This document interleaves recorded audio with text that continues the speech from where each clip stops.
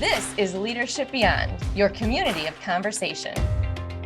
But this is the first time in my professional career that everybody, 100% of us, are consciously aware we are engaged in the change initiative. Yeah, everything. I mean, COVID caused us all to go through change, right? At the same time, but our experiences were so different. Facing these unprecedented times in isolation is pure insanity.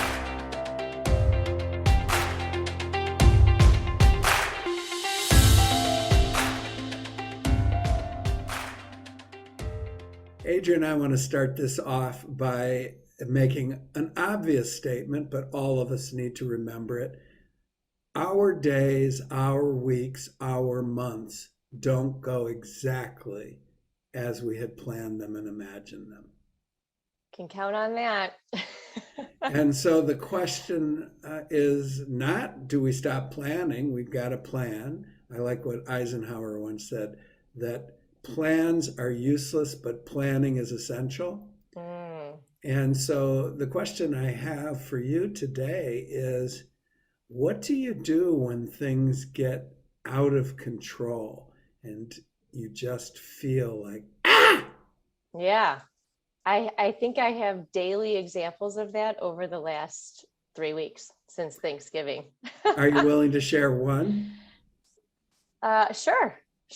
So I've been doing some work with a client, and we have a brand new team. There's been a lot of transitions across the team, myself included. So I came in, inherited this project. We had several people leave. We've had our leaders leave and new leaders interim come in. So it's been a total game changer of both leadership and the change management team that's doing the work. And naturally, we've had to do a lot of level setting, a lot of ramping up very quickly. And our senior leaders have been frustrated that it has taken us this long to kind of get all of our ducks in a row. And we haven't made as much progress as I think would have been expected if it was all an intact team that stayed in place. And I've thought a lot about talent optimization because we have not leveraged the things that I know to be true around forming a team, the storming, the getting to know each other. We did all that very quickly. We did not do it with the advantage of predictive index to tell us our work styles. We did it through conversation, as I know many organizations do. And we have stumbled greatly along the way, I think, because of it. And we've not made the progress that we could have been making if we had just taken probably an hour to have a quick conversation around what are our respective work styles, what are our work responsibilities towards this project to get better aligned. And now we have senior leaders who have gone and in frustration put all kinds of working meetings on our calendar, but yet not set any agendas to that end. And so we're shaping it, we're working it, we're pulling presentations together at warp speed and still trying to get aligned all at the same time. And one thing that I did last week was my change team was frustrated. We were not clear on a 2-hour workshop, what we needed to contribute to that workshop. And there were just a lot of directions moving back and forth. And what I did was I stopped. And I stopped and thought and reorganized my own thoughts so that I could have a conversation with this leader who was driving this workshop to say, what is our objective or our goal of getting these 30 people together? Because the meeting was put on the calendar with a very high level, start sharing our plan kind of topic.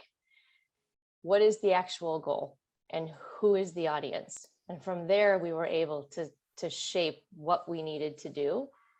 But without that pause, we would have kept running the race, and we didn't even know what the race was for, but we were running anyway with no direction. Yeah, that's so common. So It's common. the easiest thing to do is to go in our analytical minds and say, here's what needs to get done and put deadlines. And That's it right. seems reasonable when we do it, but we don't take the subjective into consideration at all. Hmm. And then what does that cost? It Yeah, I costs, mean, you don't it make the costs a lot. deadlines anyway, and you end up resenting all of the people Hmm. and the work. Yes, yes, and So, what can we do to encourage the culture, the business culture, to understand that, cliche as it is, sometimes we have to slow down in order to speed up? right. It's amazing how fast things go once you get it and you're connected with someone else, how quickly you can work once you know somebody. But when you're transitioning and there's new people, you don't know the work that well or the people, and then Hmm. you push to make a deadline, you're not getting the strengths of any of the people. No, no, that's exactly right. And I think it took, in this particular situation, it took, I know better, right? Like you feel like, well, I know better. When I look back on it in hindsight, of course I knew that the right thing to do was to stop and to ask, hold on, what's the goal? What's the objective, right? Like I know these things.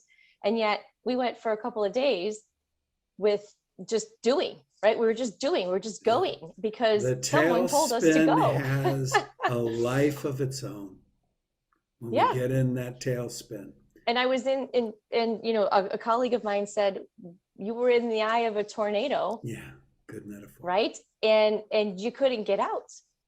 And so you just, if you sit with it, you maybe can sink down enough to slither out. I don't know if you actually could do that in a tornado, but We don't take our let's metaphors not too try it, right? literally. It's a good, Sink down yeah. to slither out. So there's a couple of things that let's dive a little deeper in a couple. First of all, what you said was what got us together in the beginning. You made the comment, I remember it like it was yesterday. I didn't know you that well. You say in these global people, I mean, these global change initiatives, if we don't pay attention to the people on the front end, we're going to have to clean up on the back end. Mhm. And I smiled because a lot of my work is cleaning up because the change people said, Schmedley and Smith have a cube next to each other and they have no idea how to talk to each other. And they got Yeah. dotted lines going, and it all makes sense. But you got to clean up on the back end if you don't do it on the front end. And yet, what you just admitted is true of all human development professionals I know. We need to be reminded of what we already know. And That's so a right. part of you was saying, wait a minute, I teach this, I should know it. But we get into the cycle. Mm-hmm. And that's these words that are overused and underleveraged, which is proactive and reactive, is when we have deadlines and when we really want to get the job done, we become doing machines and we turn this thing off and we turn this thing off. Mm-hmm. And I love that you just declared pause. So that's the first Yes. step, is notice it's happening. And then don't Right. get on a big guilt trip. Oh, I teach this. Just say, wait a minute, pause.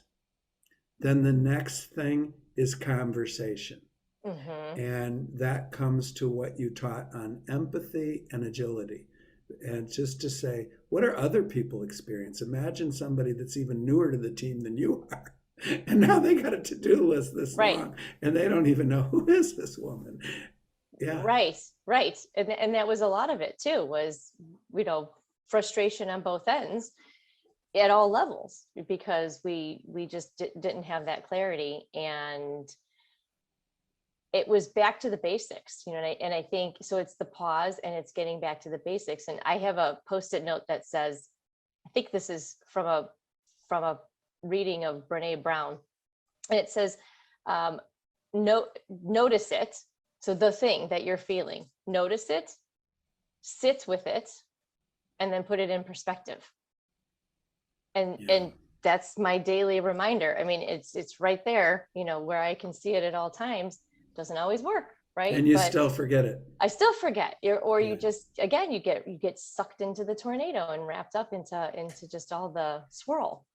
But notice what's going on, sit with it and put it in perspective. And then I think have a conversation, right? And back to your basic questions. Does this align with our values? Does this align with our guiding principles that we've set out for ourselves or for the project, right? Does this align with the objective we need to be achieving by when?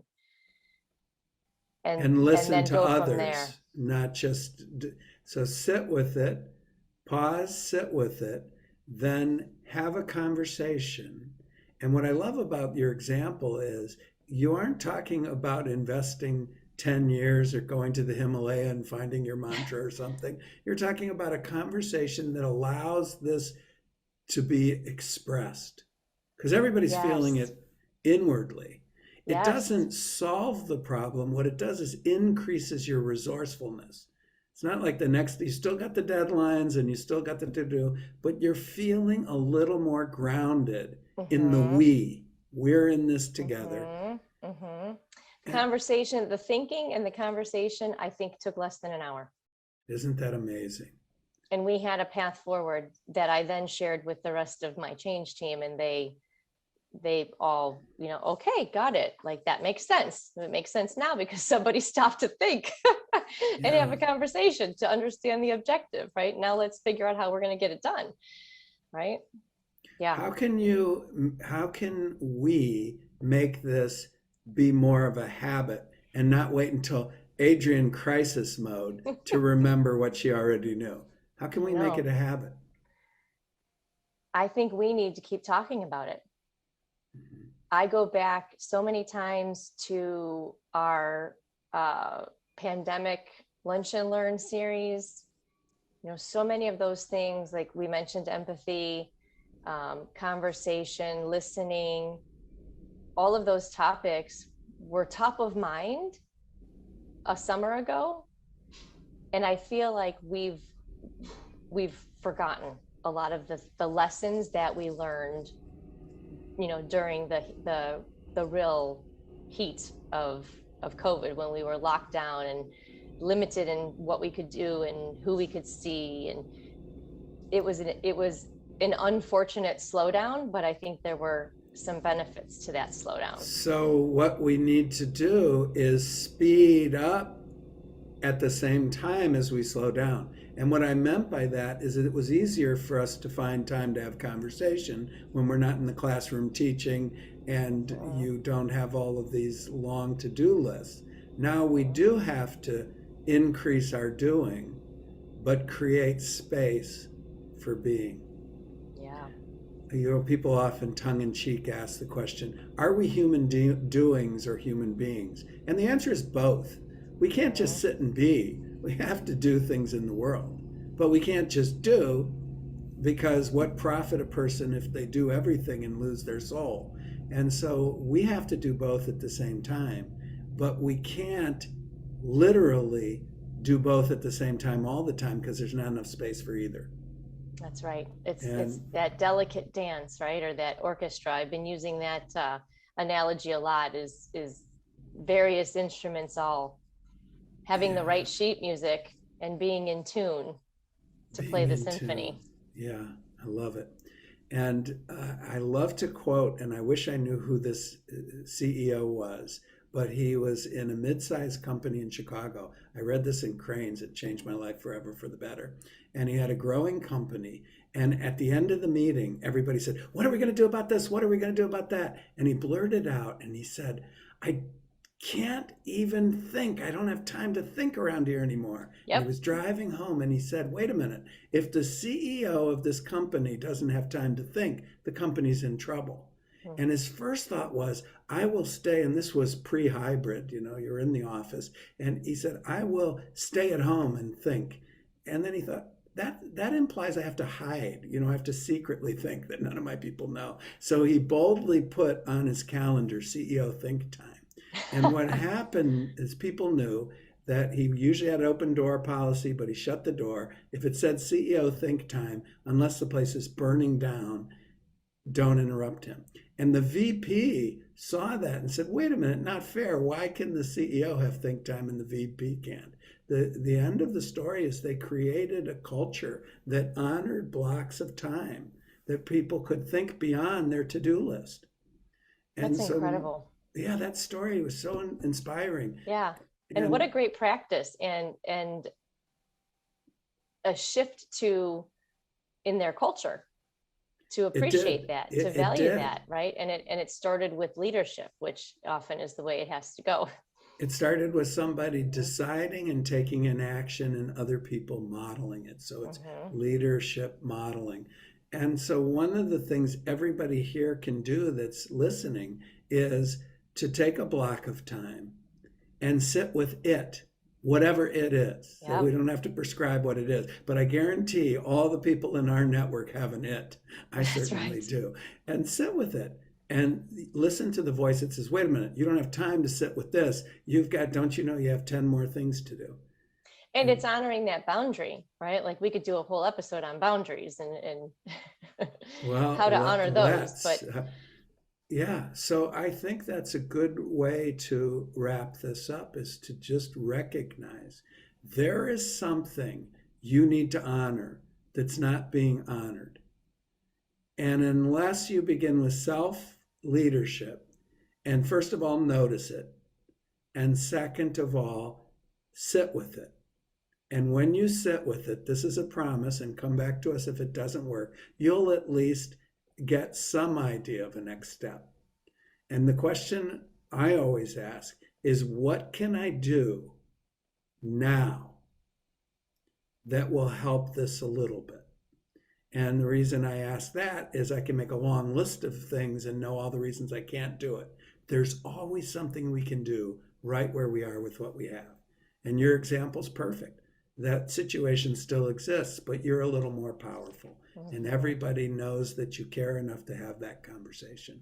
Why are we even doing this? Just because it's on. I've been to meetings where people say, why are you here in this meeting? I don't know. My boss invited me. Well, that's right. That's great, but maybe there should be a little more why to it. Oh, you inspire me. Of course, this extends into our personal lives, right? We've always said that it's all, we bring all parts of us to work and home, right? So I think it's even, as I think about all of the invitations with the holiday season, you still block that time to think or to do what matters most. And that's just a good reminder too, as I literally think that I have not a single day between now and January something that isn't planned. Yeah. No free time. Well, So maybe you can be courageous and find an hour. Right. Create one. That's right. And I'm not telling you what to do. I said maybe, but I'm looking in the mirror. I'm purposely, they can't tell, but I'm looking at my tile, not yours. Maybe you can find some space and not get caught up in the busyness of the season, because they're all good things, but you just can't handle all at once. That's right. Which brings us to another thing that we can have a whole episode, because we really should wrap this one up. And that is probably related to boundaries, but getting good at gracefully saying no. Yes, that's a great topic. And you're pretty good at it. So you have a lot to give there. It doesn't feel like a rejection. It's a no. And it's the reason why it's a no. And then I come back 30 days and bug you some more. But that's okay, because I should be able to ask you and you should be able to say no. It doesn't hurt you if I ask you. But the worst thing is when we smile and say yes. And then doesn't serve anyone. Doesn't serve anyone. It does not serve anyone. I'd love to do that. And then we're like, I can't believe he dumped this on me. Well, no, if you smiled and said yes, he didn't dump. On you. Right. Right. Yeah. That's right. So much to talk about in 2022. So let's wrap up by talking about a couple of things that we have in store for early January. Yeah, so this is our last post in 2021. Would you like to share a little bit of what we got coming up? Well, how much do we want to give away? I don't think we want to give away the big reveals, right? We'll save that. We'll save Okay, that. well, you get to decide since it was an open-ended question. Well, we know we can share. We've already shared that we had Barbara Frankel, right? Our career development expert, that we were going to talk about the great retention instead of the great resignation. And she's gotten tied up with some other priorities, and we understand that. And so we will be pushing that one to an early January publication. She said no gracefully. That's right, she did, and we honored it.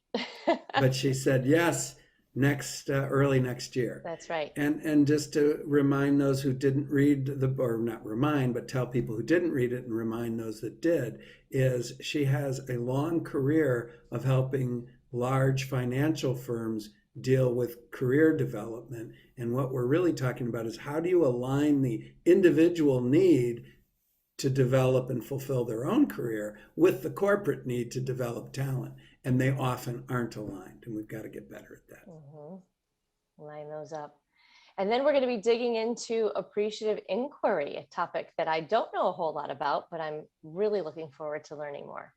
And all I'll say about that, since Adrienne said her first step was to have a conversation, the authors of the book Conversations Worth Having are just phenomenal, and you don't want to miss that conversation. That's right.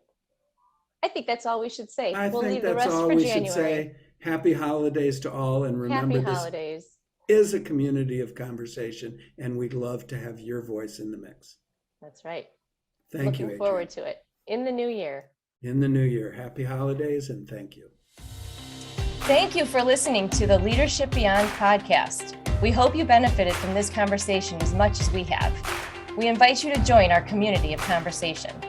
Subscribe to our podcast on iTunes, Spotify, or wherever you listen to podcasts. Don't forget to sign up at aleadershipbeyond.com for free materials and updates. That's aleadershipbeyond.com. Join us in 2 weeks for our next episode.